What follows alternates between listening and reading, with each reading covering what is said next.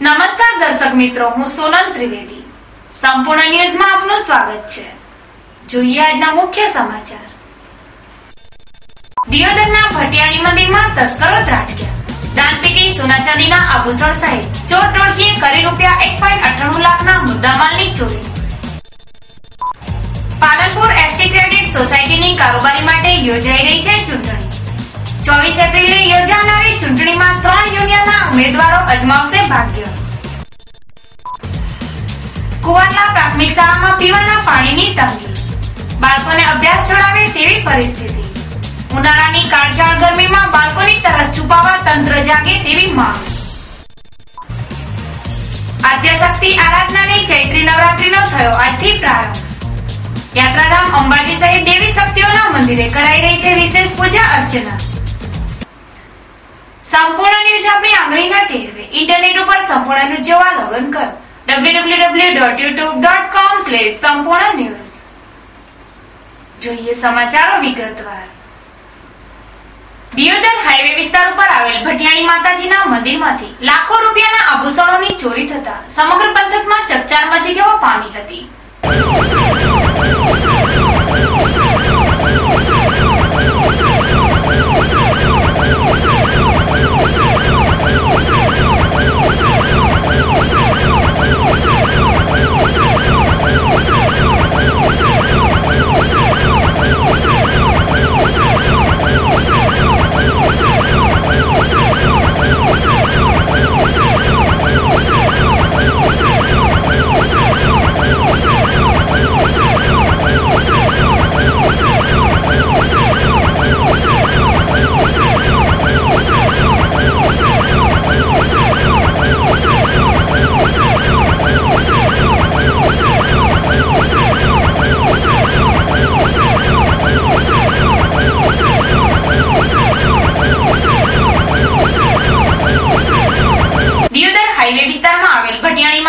મંદિરમાં તાળા તોડી અંદર પ્રવેશ કરી કોઈક અજાણ્યા તસ્કરોએ માતાજીના આભૂષણો અને ચાંદીની મૂર્તિ કિંમત ₹1,23,000, ચાંદીના છત્ર કિંમત ₹27,000, ચાંદીના પગલા કિંમત ₹12,500, ચાંદીના છડા કિંમત ₹20,000 તથા રોકડ રકમ એમ 6,000 મળી કુલ ₹1,98,000 ના મુદ્દામાલની ચોરી કરી હતી.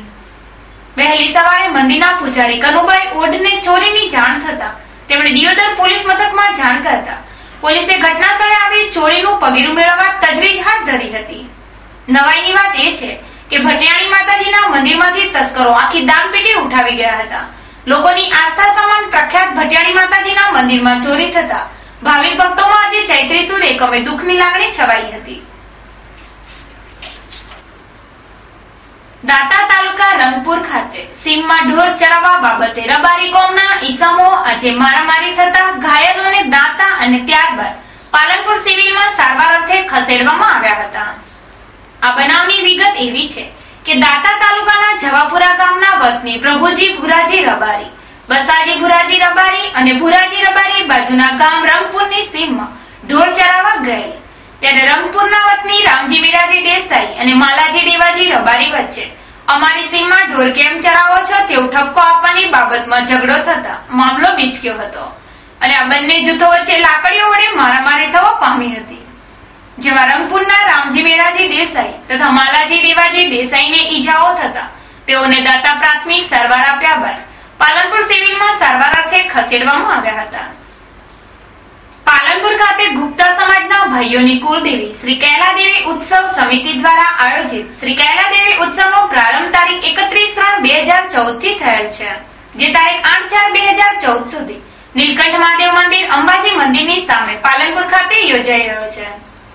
આ પ્રસંગે દરરોજ સવારે 9 કલાકે પૂજા આરતી દર્શન, સાંજે 5 કલાકે ભજન, સાંજે 6:30 કલાકે આરતી તેમજ રાત્રે 9:30 કલાકે લાંગુરિયા તેમજ ભજન સંધ્યા જેવા ધાર્મિક કાર્યક્રમો રોજ યોજાશે.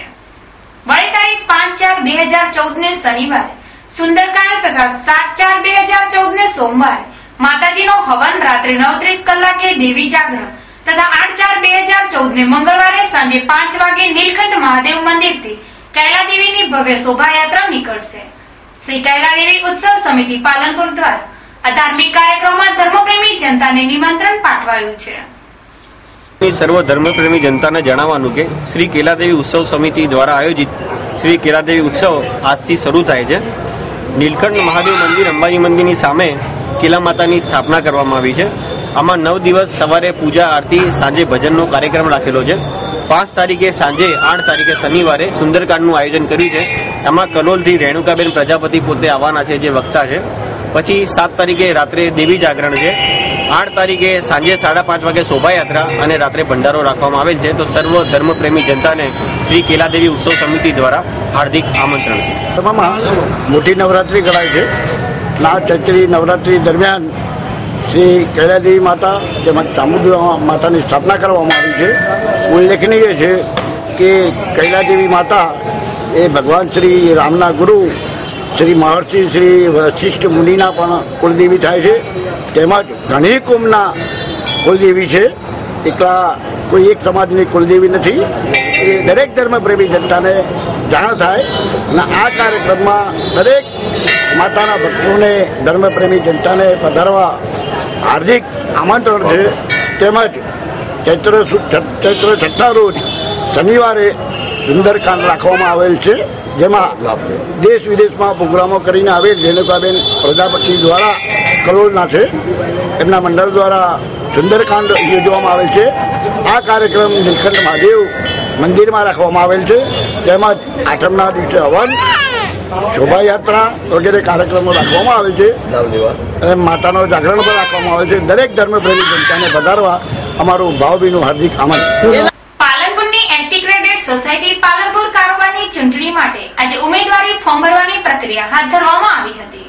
એસટી ક્રેડિટ સોસાયટી પાલનપુરના 9 યુનિટની ચૂંટણી યોજવામાં આવશે, જેમાં પાલનપુર, ડીસા, સિદ્ધપુર, અંબાજી, થરાદ, રાધનપુર, દિયોદર વિભાગીય એસટી કચેરી, યંત્રાલય પાલનપુર ખાતેની ચૂંટણી જાહેર થયેલ છે. તારીખ 8/4/2014 સુધી ફોર્મ ભરાશે, જ્યારે તારીખ 15/4/2014 સુધી ઉમેદવારી ફોર્મ ખેંચી શકાશે. જ્યારે ઉમેદવારી ફોર્મ માન્ય થયા બાદ તેની ચૂંટણી એટલે કે મતદાન તારીખ 24/4/2014 ના રોજ હાથ ધરાશે. તારીખ 24/4/2014 ના રોજ સવારે 8 થી સાંજે 4 વાગ્યા સુધી 2852 મતદારોએ મતદાન કરશે. એસટી વિભાગીય કચેરીના 3 માન્ય યુનિયનો તરફથી અલગ અલગ એસટી ડેપો કચેરી માટે ફોર્મ ભરવાની કાર્યવાહી શરૂ થઈ છે, જેથી એસટી કર્મચારીઓમાં આ ચૂંટણીને લઈને રાજકીય ગરમાવો જોવા મળે છે. આજે એસટી ક્રેડિટ સોસાયટી પાલનપુર વિભાગની 9 યુનિટની ચૂંટણી જાહેર કરી છે અને આજે ફોર્મ લેવાની કાર્યવાહી ચાલે છે. અમારા યુનિયન તરફથી તમામ ડેપોના 5 ફોર્મ ભરાયા છે અને સામે યુનિયનના પણ ફોર્મ ભરાશે આજે પણ. અને છેલ્લો મંગળવાર છે ફોર્મ આપવાનું અને 15 તારીખ સુધીમાં ફોર્મ ભરીને પરત ખેંચવાની તારીખ છે. 24/4 ઇલેક્શન છે અને 9 સીટોની ચૂંટણી થવાની છે. તો આજે આ ક્રેડિટ સોસાયટીના ફોર્મ ભરવાની કાર્યવાહી આજની તારીખમાં ચાલુ કરવામાં આવી છે. ધાનેરા તાલુકાની કુવારલા દરગાજી પ્રાથમિક શાળાના બાળકો પાણી માટે વલખા મારી રહ્યા છે. ઘરથી નાની બોટલમાં પાણી લઈને આવે છે, પણ તે પાણી પૂરો દિવસ નથી ચાલતું.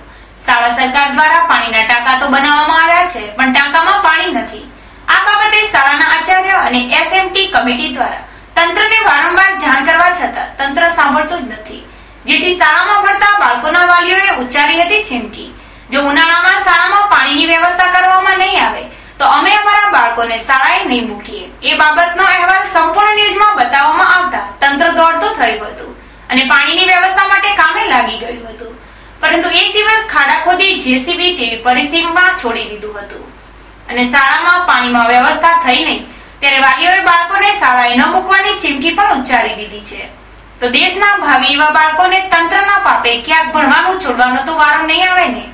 હવે જોવાનું એ રહે છે કે વિકાસના બણગા ફૂંકતા ગુજરાતના તંત્રના પાપે બાળકોને ભણવાનું છોડવું પડે છે કે પછી તંત્ર ઊંઘમાંથી જાગી શાળામાં પાણીની વ્યવસ્થા કરાવે, એ તો આવનારો સમય જ બતાવશે.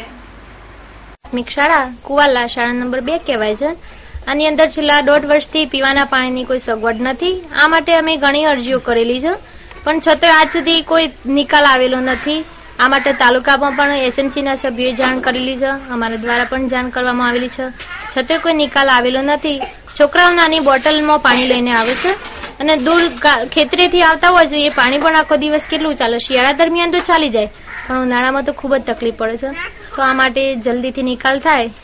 હા, પેલા 1.5 વર્ષ પહેલા પાણી આવતું હતું, પર જયારે બંધ થઈ જવાનું કારણ રોડ બન્યો એટલે ત્યાં ખોદકામ થયું જેસીબી દ્વારા, અને એનાથી પછી બધી પાઇપલાઈનો તૂટી ગઈ છે. 16મી લોકસભાની ચૂંટણીને લઈને દેશભરમાં લોકશાહીના આ મહાપર્વને લઈ ઉત્સાહમાં અને ઉત્તેજનાનો માહોલ જોવા મળે છે. ગુજરાતમાં આગામી 30મી એપ્રિલે મતદાન યોજનાર હોય રાજ્ય ચૂંટણી પંચ પણ પૂરજોશમાં કામગીરીમાં લાગી ગયું છે.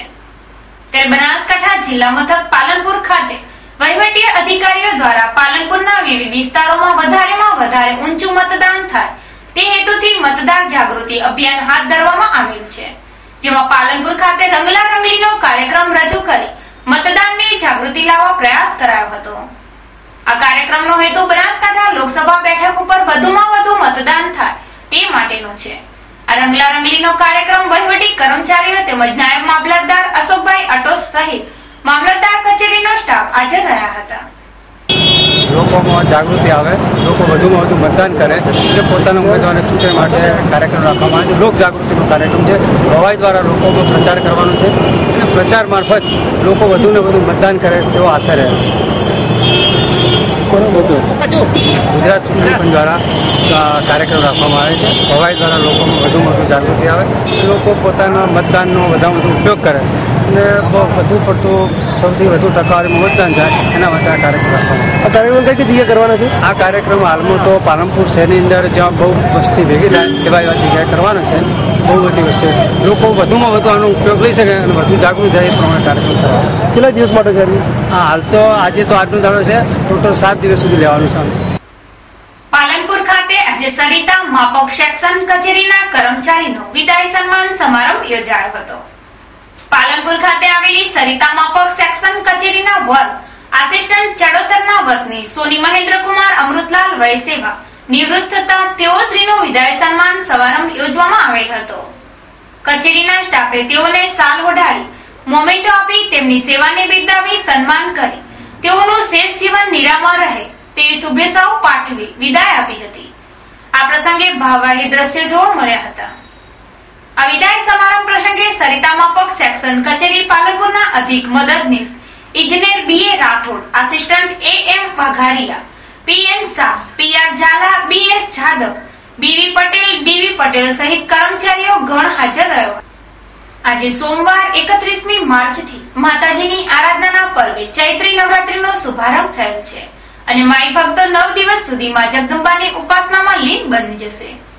આજે સોમવારથી તારીખ 8મી મંગળવાર સુધી માઈ ભક્તો દ્વારા માં અંબાજીનું પૂજન અર્ચન, ધૂન, ભજન, કીર્તન સહિતના વિવિધ ધાર્મિક કાર્યક્રમો યોજાશે.